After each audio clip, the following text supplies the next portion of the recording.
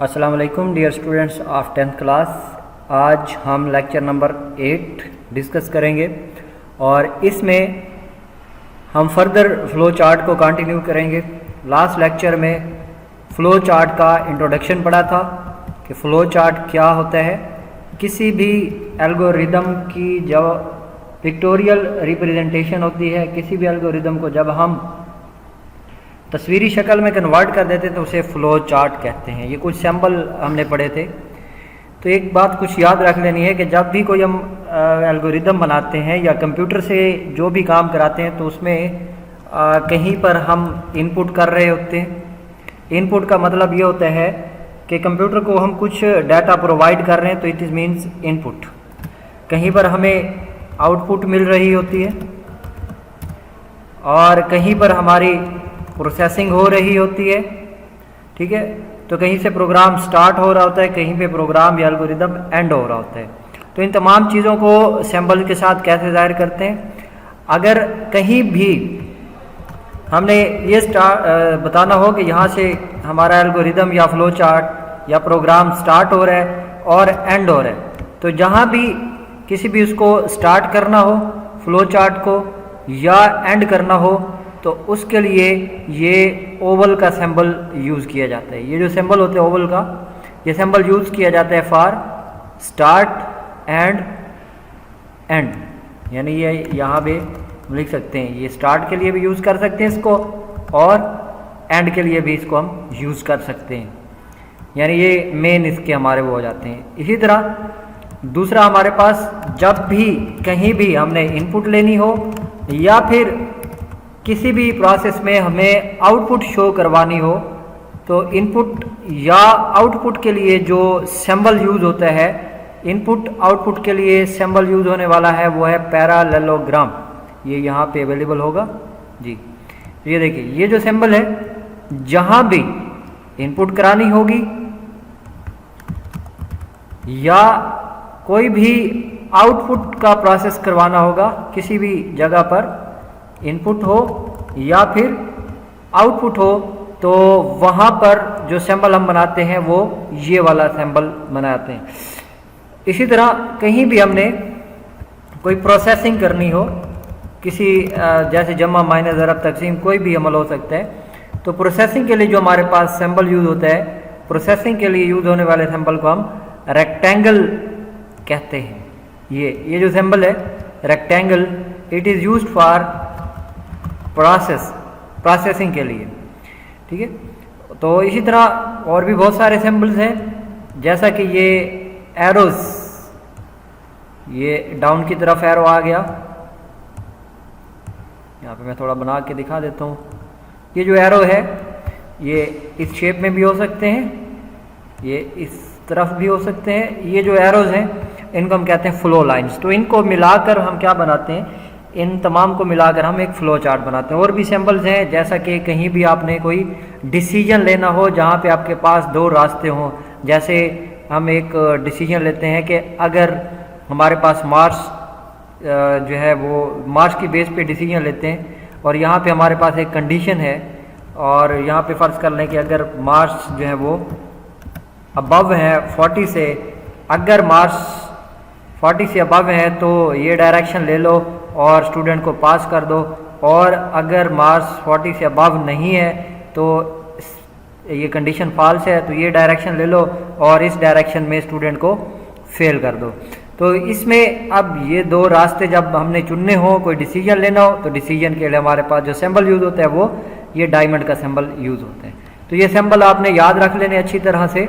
अब हम आते हैं कुछ एग्जाम्पल्स की तरफ और यहाँ पे मैं कुछ प्रैक्टिकली आपको फ़्लो चार्ट बना के दिखाता हूँ। पहले मैं उसका एल्गोरिदम बनाता हूँ, फिर इसका फ़्लो चार्ट बनाते हैं। मैं एक सिंपल प्रॉब्लम से स्टार्ट करूँगा। सपोज हमने क्या करना है, ऐड करने हैं 2 नंबर्स। तो जब हम इसका एल्गोरिदम बनाएंगे तो स्टेप 1 में क्या होगा, स्टेप 1 हमारा स्टार्ट है, step 2 input first number A का मतलब है ये हमारा फर्स्ट नंबर है, इनपुट सेकेंड नंबर, देन हमारे पास जो है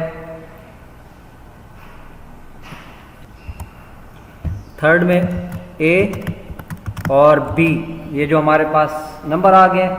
पहला नंबर भी आ गया, दूसरा नंबर भी आ गया। जब दोनों नंबर इनपुट हो गए तो इनपुट होने के बाद उनको हमने क्या कर दिया, सपोज जमा कर दिया। एल्गोरिदम ने उनको जमा करवा दिया। जमा करवाने के बाद इसका जो जवाब होगा, जो रिज़ल्ट होगा, उसको आउटपुट पर शो करवा देंगे। तो जैसे ही आउटपुट पे शो हो जाएगा तो उसके बाद हमारा अब जमा का काम क्या हो गया, ख़त्म हो गया। तो ये हमारा एल्गोरिदम बन गया दो नंबर्स को आपस में ऐड करने का। यानी सबसे पहले प्रोग्राम स्टार्ट हुआ, स्टार्ट होने के बाद हमने मतलब पहला नंबर बताया, पहला नंबर बताने के बाद जब कंप्यूटर को बताएंगे दूसरा नंबर बताएंगे, तो फिर तीसरा मरला ज़ाहिरी बात है वो जमा होगा। जमा होने के बाद जवाब जाहिर करना है। अब हम इसी प्रॉब्लम का बनाते हैं फ्लो चार्ट। यानी ये तो हमें समझ आ गया कि ये हमारे पास था एल्गोरिदम। अब इस एल्गोरिदम का अब हमने बनाना है फ्लो चार्ट। तो यहाँ से सिंबल लेंगे। स्टेप 1 के लिए स्टार्ट का सिंबल, ये सिंबल लेंगे यहाँ से स्टार्ट। तो ये फर्स्ट सिंबल है, इसके अंदर हम लिख देते हैं कि हमारा फर्स्ट स्टेप जो है वो क्या है, स्टार्ट। और दूसरा सिंबल क्या है, दूसरी चीज़ क्या है, इनपुट करवाना है ए। तो यहाँ पे हम इनपुट के लिए जो सिंबल यूज़ कर रहे थे वो था हमारे पास पैरेललोग्राम। तो यहाँ से ये सिंबल बन गया हमारे पास दूसरा, ये पैरेललोग्राम का। और इसके अंदर सिर्फ हम लिख देंगे ए, कुछ भी लिख सकते हैं। मतलब हमारा यही है कि ये हमारा यहाँ पे क्या हो रहा है, फर्स्ट नंबर इनपुट हो रहा है। इसी तरह से नेक्स्ट जो है, नेक्स्ट पैरेललोग्राम, ये दूसरा इनपुट हो रहा है। तो यहाँ पे हम क्या देते हैं, इनपुट नंबर बी। यानी यहाँ पे हम क्या करेंगे, बी इनपुट करवाएंगे। अब हमने नेक्स्ट क्या करना है, ए और बी को आपस में जमा करना है। तो यहाँ पे ये जमा करना क्या है, एक प्रोसेस है। तो यहाँ पे प्रोसेसिंग के लिए रेक्टेंगल का सिंबल लेंगे। ये रेक्टेंगल का सिंबल लिया और यहाँ से इनको आपस में कर दिया जमा। जमा करने के बाद अब ये यहाँ पे हो रही है प्रोसेसिंग।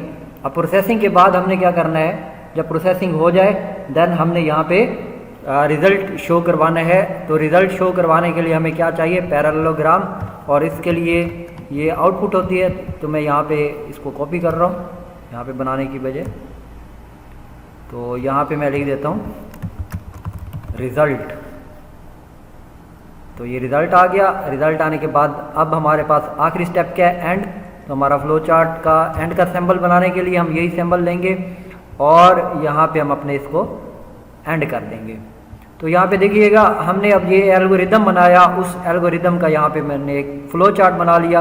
अब इसके अंदर क्या करेंगे हम, यहाँ से शेप्स में से एरो लगा देंगे। तो ये हमारे पास ये एरो है। ये एरो रिप्रेजेंट करता है कि सबसे पहले प्रोग्राम स्टार्ट होगा। स्टार्ट होने के बाद अगला स्टेप क्या है हमारे पास, फर्स्ट नंबर जो है वो इनपुट हो रहा है। फर्स्ट नंबर इनपुट होने के बाद जब फर्स्ट नंबर इनपुट हो जाएगा तो फिर फ्लो में अगला मरला क्या है, सेकंड नंबर इनपुट होगा। जब सेकंड नंबर इनपुट हो जाएगा तब नेक्स्ट प्रोसेस होगा। नेक्स्ट प्रोसेसिंग में क्या हो रहा है, ए और बी जमा हो रहे हैं। जब ए और बी जमा हो जाएंगे तो उसके बाद क्या करना है, हमने उनका जवाब जो है वो आउटपुट पर डिस्प्ले करना है। रिज़ल्ट डिस्प्ले करने के बाद क्या करना है, रिज़ल्ट डिस्प्ले हो गया, हमारा प्रॉब्लम सॉल्व हो गया, हमारा काम ख़त्म हो गया। तो उसके बाद ये जो चीज़ है हमारे पास एंड हो जाएगी। तो इस तरह अब अगर आप देख सकते हैं कि ये हमने एक बना लिया फ्लो चार्ट। यहाँ पे ज़रा थोड़ी सी जल्दी में बना रहा हूँ तो इस वजह से डायग्राम अच्छी नहीं बन रही। आप लोग इसको अच्छी तरह से बना सकते हैं। तो उम्मीद है आपको ये चीज़ समझ आ गई होगी कि किसी भी एल्गोरिदम का फ्लो चार्ट कैसे बना सकते हैं।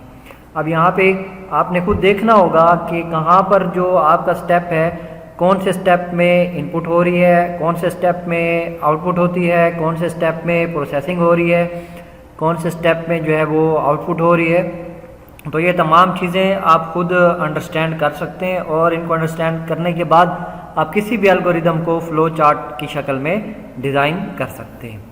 उम्मीद है इस बात की समझ आ गई होगी। अब हम चलते हैं अपने नेक्स्ट क्वेश्चन की तरफ। तो यहाँ पे हमारा क्वेश्चन जो है वो है guide lines for drawing a flow chart. किसी भी फ्लो चार्ट को बनाने की गाइड लाइन्स क्या होती हैं? गाइड लाइन मतलब आपकी रहनुमाई की जा रही है कि आपने किन बातों का ख्याल रखना है और किन बातों को फॉलो करना है और किन बातों से आपने बचना है, अवॉइड करना है, ये इसमें बताई गई है, गाइडलाइंस दी गई हैं फ्लो चार्ट बनाने की। तो सबसे पहली जो गाइडलाइन है वो है in drawing a flow chart. Flow chart बनाने में all necessary requirements should be listed in a logical order. All necessary requirements, तमाम जो ज़रूरी रिक्वायरमेंट्स हैं, जो प्रॉब्लम की ज़रूरी आपकी रिक्वायरमेंट्स हैं, जिनको सॉल्व करने के लिए आपको रिक्वायर होंगी, शुड बी लिस्टेड, उनको लिस्ट करना है, मतलब उनकी एक लिस्ट बना लेनी है, नंबरिंग दे देनी है कि first, second, third, fourth, fifth, in a logical order, एक लॉजिकल ऑर्डर में, मतलब एक स्टेप में। ये नहीं करना कि आप किसी भी उसमें नंबरिंग दे दें। जैसे अभी हमने एग्जांपल की है कि दो नंबरों को जमा करने के लिए हम पहला नंबर बताते हैं, फिर दूसरा नंबर बताते हैं, फिर जमा होता है। मिसाल के तौर पे मैं आपको कहता हूँ जमा करो, ठीक है, मैंने जस्ट कह दिया जमा करो और जवाब बताओ। अब मैंने आपको नंबर्स नहीं बताए, मैंने आपको सवाल नहीं बताया, मैंने आपको ये नहीं बताया किस किस को जमा करो, मैंने सिर्फ आपको ये बताया जमा करो जवाब बताओ, और जमा करो जवाब बताओ, उसके बाद मैं कहता हूँ 10 और 5। तो ये थोड़ी सीक्वेंस नहीं होगी। सीक्वेंस क्या होगी? मैं कहूँगा कि पहला नंबर है, ये अपने ध्यान में रखो 10, दूसरा नंबर है ये है 5, और फिर उसके बाद मैं आपको कहूँगा इनको आप जमा करो। तो इस तरह से आप स्टेप्स को फॉलो करना है।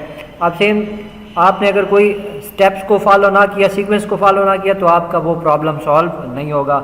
जैसे बाइक स्टार्ट करने की एक सीक्वेंस है, अगर आपने वो सीक्वेंस फॉलो ना की तो आप कभी भी बाइक स्टार्ट नहीं कर पाएंगे। इस तरह खाना पकाने की या कोई भी रेसिपी बनाने की एक सीक्वेंस होती है, उस सीक्वेंस से वो स्टेप्स परफॉर्म किए जाते हैं। अगर वो सीक्वेंस फॉलो नहीं करेंगे तो वो चीज़ प्रिपेयर नहीं होगी। तो इसलिए जो सबसे पहली गाइडलाइन है वो ये है कि आपने अपनी रिक्वायरमेंट्स को और अपनी प्रॉब्लम को एक लॉजिकल ऑर्डर में, एक सीक्वेंस में बना लेना है, और उस सीक्वेंस के बाद उसमें आप फर्दर कंटिन्यू करेंगे। तो सबसे पहली बात आपने याद रखनी है कि आपने तमाम नेसेसरी ज़रूरी रिक्वायरमेंट्स की एक सीक्वेंस बना लेनी है, एक लिस्ट बना लेनी है। सेकंड गाइडलाइन क्या है? The flow chart should be clear, neat and easy to follow. Flow chart clear हो, बिल्कुल वाजे हो, नीट बिल्कुल साफ हो, मतलब लाइंस उसकी पढ़ी जाने के काबिल हो, symbol, and easy to follow, और उसको फॉलो करना आसान हो, उसको समझना आसान हो। There should not be any ambiguity in understanding the flow chart. Flow chart को समझने में किसी किस्म की भी एम्बिग्विटी नहीं होनी चाहिए। एम्बिग्विटी कहते हैं शक को, एम्बिग्विटी कहते हैं कन्फ्यूजन को, शुबहात को। तो किस फ्लो चार्ट को समझने में किसी किस्म की एम्बिग्विटी नहीं होनी चाहिए, बिल्कुल आसानी से समझ आना चाहिए। The usual direction of flow chart is from top to bottom और लेफ्ट टू राइट।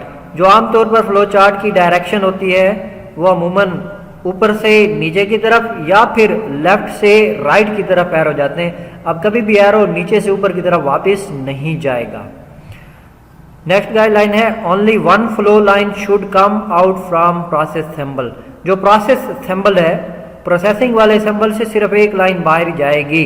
ये जो सिंबल इसकी बात हो रही है कि इससे बाहर बहुत सारी लाइन हम नहीं लेके जा सकते, सिर्फ एक लाइन ही आउट होगी। नेक्स्ट हमारे पास इसमें एग्जांपल दी हुई है प्रोसेस सिंबल से, ये देखें, ये लेफ्ट टू राइट या फिर ये इस तरह से, ठीक है। Only one flow line must enter a decision symbol but two flow lines one for each possible answer must leave it. Decision symbol की जो लाइन एंटर होने की लाइन है वो एक होगी, लेकिन इसके जो बाहर जाने के रास्ते हैं वो दो होंगे, यानी फर्स्ट पाथ या फिर second path. Only one flow line is used in conjunction with terminal symbol. ये एक टर्मिनल सिंबल है, मतलब ये प्रोग्राम को एंड करने का है। ये श्योर करता है कि यहाँ पे सिर्फ आपका एक ही सिंबल होगा, आगे जितने भी कनेक्टर वगैरह हों या जो भी हो तो उन तमाम को कनेक्ट करके एंड सिर्फ एक ही फ्लो लाइन पे होगा। तो ये कमेंट्स वगैरह की बात हो रही है यहाँ पे। नेक्स्ट सिंबल ये इसको आगे नेक्स्ट लेक्चर में पढ़ेंगे तो वहाँ पे आपको अच्छी तरह समझ आ जाएगी। इसको फ़िलहाल के लिए आप लीव कर दें कि ये कमेंट्स क्या होते हैं, इनकी तफसील हम प्रोग्राम बनाते वक्त पढ़ेंगे। If the flow chart becomes complex, अगर आपका फ्लो चार्ट बहुत ज़्यादा कम्प्लेक्स हो जाता है, it is better to use connector symbols, तो आपके लिए बेटर ये है कि आप कनेक्टर सिंबल्स यूज़ करें, यानी सिंबल यूज़ करें जो बहुत सारे छोटे छोटे फ्लो चार्ट बना के उनको आपस में मिला ले, इससे आपकी लाइंस की तादाद कम हो जाएगी। It is useful to test the validity of flow chart by passing through it, write a simple test data. इसको आप फ़िलहाल छोड़ दें।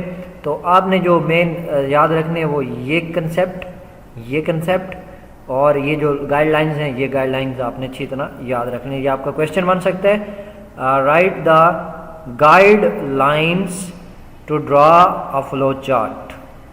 तो यहाँ तक आपने इसको अच्छी तरह से याद रख लेने। Advantages and disadvantages, limitations of flow chart, इनको आपने खुद रीड कर लेना है। मैं नेक्स्ट लेक्चर के अंदर इसको पढ़ा भी दूंगा, रिवाइज भी कर दूंगा, तो इनकी आपने अच्छी तरह से खुद प्रैक्टिस करनी है। ये कुछ फ्लो चार्ट नीचे दिए हुए हैं बुक के ऊपर, आप इनको समझने की कोशिश कीजिएगा। अल्लाह हाफिज़।